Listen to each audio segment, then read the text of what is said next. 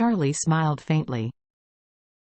It seems that the old father-in-law is now very worried about Elaine knowing about Mei Qing's return to China. However, this kind of thing may be kept secret for a while, not for a lifetime. How long can he hide it depends on the good luck of the old master. The Lady Wilson next door felt light, and when she heard the movement outside, she got up from the bed and walked to the terrace. She took a glance and found that Charlie's house was brightly lit, and after a closer look, it turned out that there were a lot of workers growing vegetables for them. What the hell is this? Shouldn't planting vegetables start with sowing? Charlie is equivalent to moving the entire vegetable plot to his yard. If you change to be yourself, you must plant some high-end flowers, then you can show the force of this big villa. But looking at it this way, the quality of the vegetables and fruits they got is pretty good, and they should all be organic food, the expensive ones. Thinking of this, Mrs. Wilson planned to find a time tomorrow to let Horiah go over and steal an order. At this time, Horiah was tossing about in bed and couldn't sleep.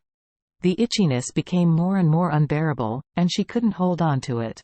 It was too itchy to bear, so she went to the bathroom and took a shower. But this time, Horiah was horrified to find that her body had begun to grow red spots, and it looked very frightened. Deep down in her heart, she couldn't choose her way, just looking forward to dawn, so she could go to the hospital as soon as possible. This night was extremely torturing for Horiah. In the first half of the night, she just lay on the bed tossing and turning, but in the second half of the night, she was basically unable to lie down. She didn't understand why this disease came as soon as it came from, and it came so quickly.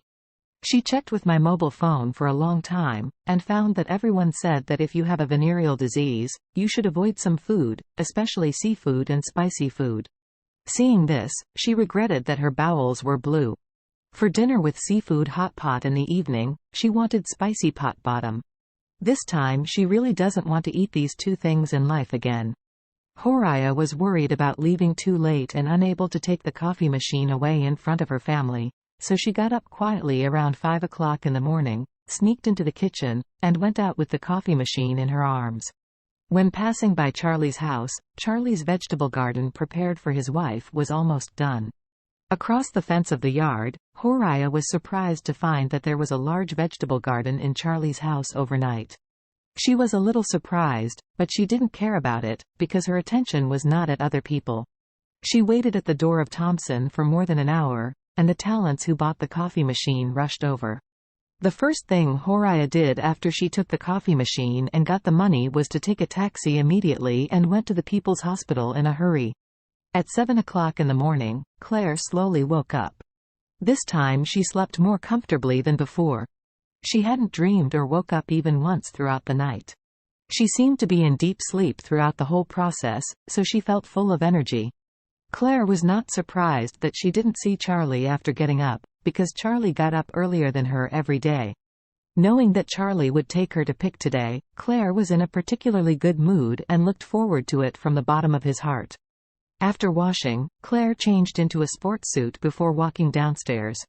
She thought Charlie was cooking breakfast, and she could leave for the suburbs after breakfast, but she didn't expect Charlie to be waiting for her in the living room. When he saw her coming downstairs, he immediately greeted her and said with a smile, "My wife, come, let's go picking." Claire asked in surprise, "Ah? Where are we going? Haven't had breakfast yet." Charlie smiled and said, "What else do you have for breakfast? You can come back and eat." After that, he reached out and grabbed Claire's hand, took her and walked out the door. Claire was held by Charlie's little hand, and felt her heart thumping and thumping. On the one hand, he was a little bit ashamed and a little surprised at the same time. For half a day, if they don't have something to eat, what should they do if they get hungry there? Charlie smiled and said, "You'll know when you come with me. I've arranged everything." Claire asked curiously, "Did you arrange a farmhouse there?" Charlie pulled Claire to the door and said with a smile, "Come on, close your eyes first." Claire was even more surprised. "Charlie, let me close my eyes now, isn't it too early?" Charlie smiled and said, "What's it early?" "It's not early, you'll know in a while." Claire could only smile helplessly, closed her eyes, and said softly, "Well, for the sake of you taking me to pick, let's listen to you." Charlie smiled and said, "Then you are not allowed to take a peek." Claire said earnestly, "Don't worry, I won't take a peek. I am also a person who likes surprises." "That's good." Charlie took Claire's white, tender and warm little hand, and carefully led her out of the house, all the way to the yard. At this time, in the east of the yard, more than an acre of fruits and vegetables had been planted. Moreover, the plants of these fruits and vegetables were carefully selected by Solomon White. Not only did the fruits grow well, they did not even have a single insect eye. The fruits were brightly colored and the leaves were extremely green. In addition, some dew condensed in the early morning. It is even more amazing. Charlie led Claire out and came to the vegetable garden. Then he smiled and said to her, "My wife, you can open your eyes."